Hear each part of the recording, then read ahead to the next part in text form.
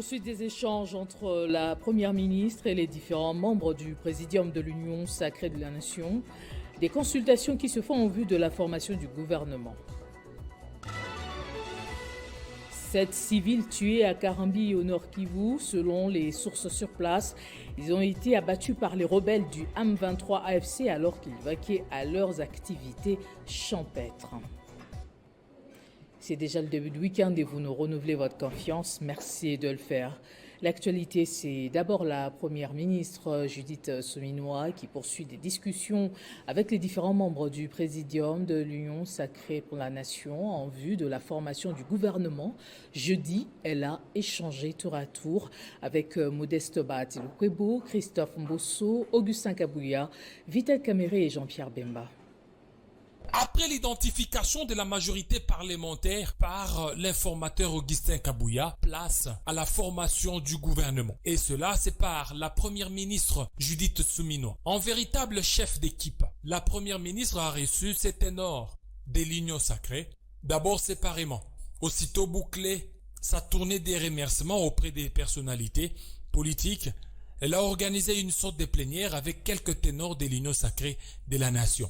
Une phrase est revenue comme un refrain de sa bouche. Ne me faites pas tarder. Ayant le profil d'une travailleuse, Judith Suminwa a affirmé qu'elle n'entend pas se soumettre aux caprices des politiques en imposant son tempo, consistant à prendre à bras-le-corps ses responsabilités en exerçant les prérogatives de tout chef du gouvernement. La première ministre est déterminée, elle connaît ce qu'il faut faire pour la guerre, pour la gouvernance du pays, car selon certains leaders consultés, on doit aller vite parce que tout est au ralenti. Selon certaines indiscrétions, la première ministre intégrera dans son équipe des personnalités, des grandes probités et dotées de compétences éprouvées. Il se dégage aussi des dires des visiteurs de Judith Suminwa qu'il y a une nette différence à faire entre le travail de l'informateur dont la tâche était d'identifier la majorité.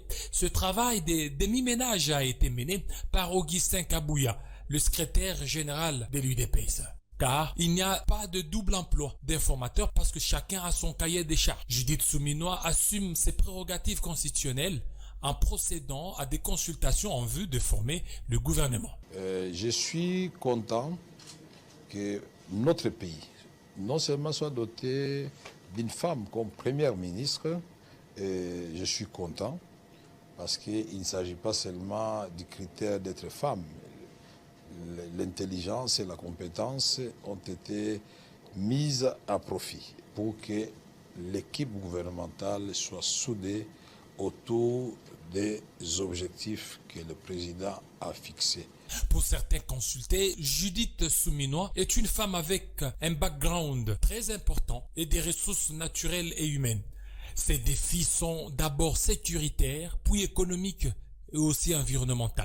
Nommée le 1er avril, Madame Judith Suminwa procède à des consultations qui se poursuivent avec des chefs des partis de la coalition majoritaire. Entre-temps, le temps n'attend pas. Depuis plus de 3 semaines, la nouvelle première ministre n'a pas encore rendu publique la liste de son gouvernement, pouvant travailler pour relever les différents défis. Aussitôt, des voix ne cessent-elles pas de s'élever dans l'opinion pour appeler l'urgence de la formation d'un nouveau gouvernement compte tenu des défis qui attendent la nouvelle chef de l'exécutif national. Parlons sécurité au Nord Kivu où 7 corps sans vie ont été découverts dans la matinée de ce vendredi à Karambi, une localité du groupement de Rugahi en territoire de Rutshuru. Les sources sur place rapportent qu'il s'agit des civils abattus par les rebelles du M23 FC et après avoir été portés disparus pendant 3 jours alors qu'ils vaquaient à leurs activités champêtres. En Ituri, 7 mois ont suffi pour voir la route Aru-Djalasiga, longue de 85 km, s'ouvrir à la circulation, une réouverture qui vient soulager des milliers d'usagers et permet de fluidifier les échanges commerciaux. Le gouverneur militaire de cette province, Johnny Luboya, en mission d'itinérance, s'est rendu compte de l'avancement des travaux. Adieu les bourbiers et fini les calvaires des usagers du tronçon routier Aro-Djalasiga, long de 90 km. Le parcours des combattants sur cette route laisse place dorénavant à la véritable fluidité en termes de circulation. Cette route, jadis source de plusieurs cas d'accidents et de perpétuelles souffrances, devient aujourd'hui praticable. Ceci grâce à l'appui financier de l'administration militaire de l'Ituri. Le gouverneur militaire de l'Ituri a inspecté ce jeudi 11 avril ces travaux exécutés par la société Petrocity. La remise en état de cette route va contribuer à la sécurité, ainsi booster l'économie de la région. C'est-à-dire que si nous avons un problème maintenant sécuritaire, nous avons drastiquement réduit le délai d'intervention. Voilà pourquoi est-ce qu'il faut refaire les routes. Si aujourd'hui nous avons des problèmes à Djalasiga, les unités qui sont à Aro peuvent descendre facilement à Djalasiga. Les unités qui sont à Ngoté peuvent aussi facilement descendre à Djalasiga. Et donc aujourd'hui, la circulation est fluide. L'ingénieur de cette entreprise parle de la nature des travaux. Nous avons fait les reprofilages systématiques, suppression des bourbiers, et maintenant on est en train de faire les rechargements. Une autre liesse provient sûrement de la part des usagers. Nous nous réjouissons de la réhabilitation de cette route.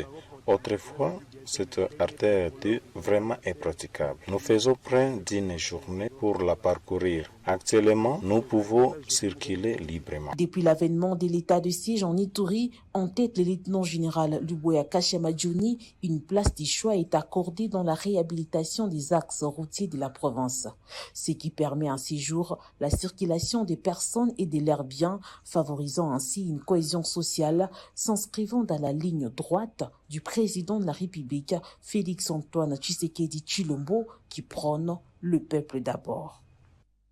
En société, il s'observe depuis presque 2 semaines des perturbations, mieux une pénurie d'eau potable dans certains coins de Kinshasa. À l'exemple de la commune de Ndjili, les habitants du quartier 12 lancent un SOS auprès du gouvernement et des responsables de la régie des eaux pour une solution à leurs problèmes. En plus de l'insécurité et l'instabilité de l'électricité dans ces coins de Kinshasa, les habitants de ce quartier font face à la pénurie criante d'eau potable depuis quelques semaines. Une situation que bon nombre de quartiers connaissent d'ailleurs et cela les expose aux diverses maladies. Mai est comme au débordement, mai est le tenu makasi, mai est comme ceux qui boulent bêtis, mai est kobimate. Ceux qui boulent bêtis, mai est kobimate, comme ils sont kobimimke et 4. Après, il y a 6 heures du temps, il y a 4. Mai comme moi passe.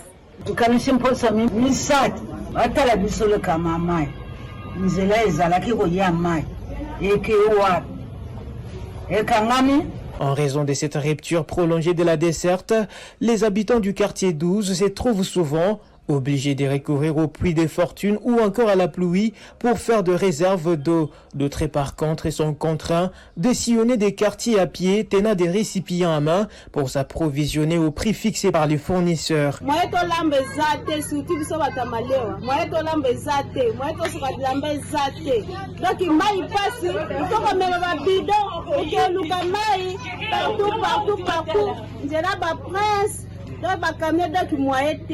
bakonzila biso régie des eaux papa botela biso likambo oyo biso bamisusu toza na rhumatisme makolo pasi tokende luka mai wapi mai ya njili yango wana etondi tokende tokende kufa totinda bana na mai ya njili bakende kokufa papa. Notons que dans cette partie de la capitale congolaise, se laver, faire la lessive ou la vaisselle devient de plus en plus compliqué à cause du manque d'eau au robinet. Le Front commun de la jeunesse, initié par Don Israël Mbouyi, a remis hier une subvention non remboursable à 10 jeunes entrepreneurs porteurs des projets innovants. À chacun de ces étudiants évoluant à la Haute École de Commerce de Kinshasa, une enveloppe d'1 million de francs congolais après un concours. Pour le président de cette structure, Don Israël Mbouyi, ce geste s'inscrit dans le cadre de son projet de booster les jeunes entrepreneurs. Une façon pour le Front commun de la jeunesse de matérialiser la vision du président de la République, Félix Tshisekedi, celle de créer plusieurs emplois, 6 millions environ, ainsi que des millionnaires congolais. Ce que nous faisons comme travailler avec les jeunes, créer ce grand centre d'incubation, pousser les jeunes à entreprendre pour subvenir à leurs besoins et les besoins de la société. Déjà, c'est répondre à l'appel du chef de l'État quand il dit 5 millions d'emplois. D'ailleurs, dans son plan quinquennal, cela ne peut être possible que par la promotion de l'entrepreneuriat, faire notre part de choses. Et cette spéciale d'aujourd'hui, c'est avec les étudiants du HEC, la Haute École de Commerce, ex-IEC. Récemment, j'étais invité aux côtés de Madame Rosalie à la conférence des étudiants. Nous avons partagé tous les projets des étudiants. Donc voilà, ça nécessite qu'on leur dise un peu. Nous avions promis de donner quelque chose et c'est ce que nous avons fait. Dont Israël Mbouyi a souligné que la particularité de ce programme, c'est que ce sont les étudiants de la Haute École de Commerce en RDC qui ont bénéficié de ce soutien financier.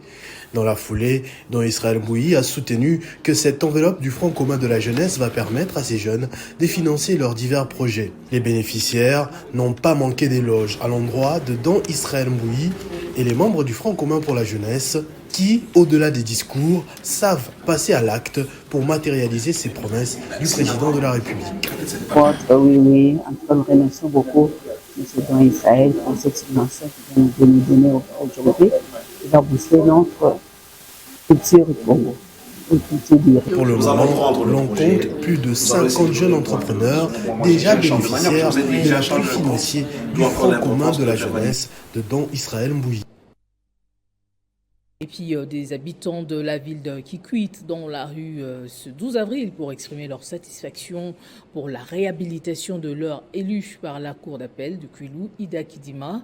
Ils demandent par ailleurs à la cour constitutionnelle de réparer l'erreur matérielle à la députation provinciale. Kikwit sort enfin de son silence pour réclamer le respect à la souveraine volonté de la population exprimée par les choix de celles qui incarnent réellement la légitimité de leur suffrage au scrutin combiné de 2023 tant au niveau national que provincial. Aux allures d'une folie monde et hétérogène, stratifiée par les différentes tranches d'âge qui composent visiblement toutes les couches sociales de cette métropole kwiloise, la dite foule s'est dressée en file rectiligne, arborant toutes les grandes artères de la ville jusqu'à l'esplanade de la cathédrale, où un mémo dénonçant les renversements de l'ordre dégagé dans les urnes par la Cour constitutionnelle pour imposer politiquement un candidat qui ne reflète pas l'expression de sa souveraineté.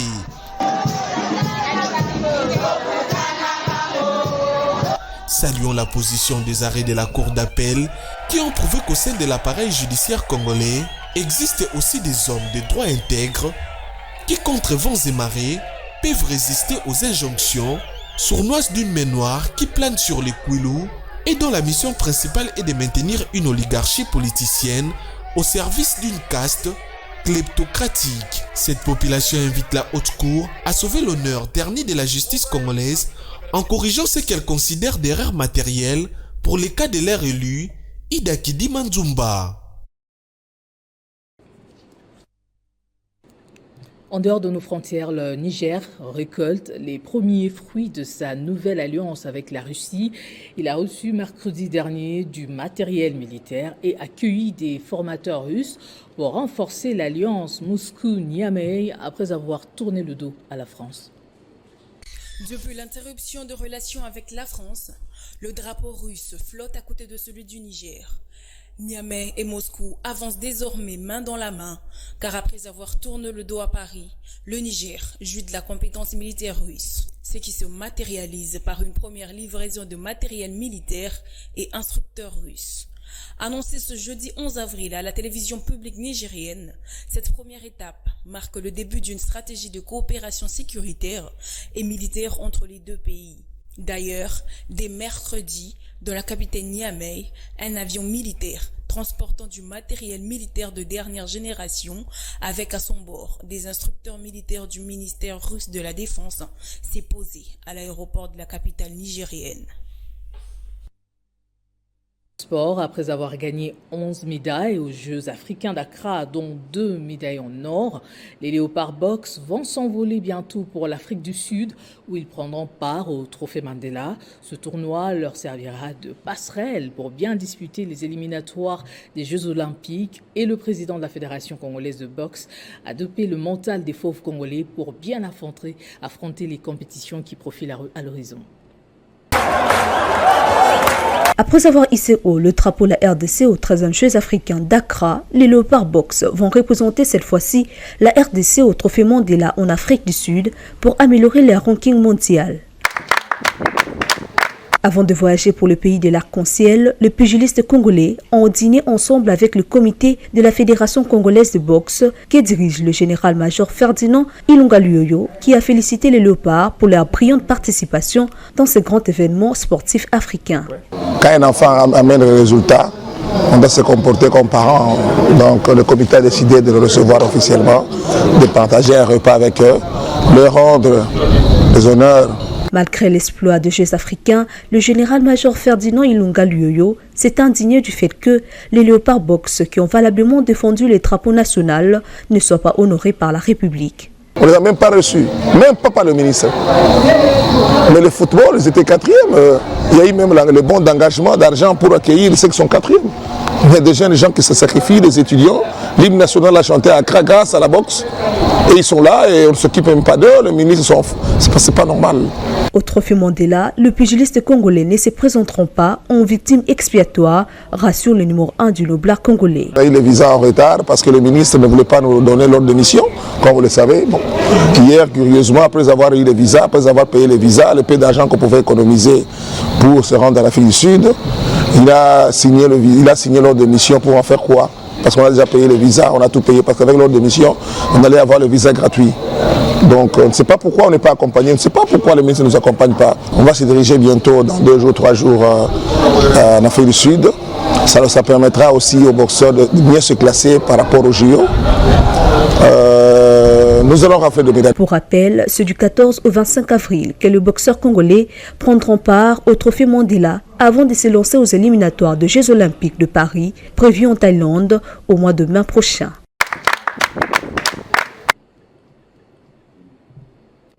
On va prendre le rappel des titres avant de nous quitter. Poursuite des échanges entre la Première ministre et les différents membres du Présidium de l'Union sacrée de la Nation. Des consultations qui se font en vue de la formation du gouvernement. 7 civils tués à Karambi au Nord Kivu.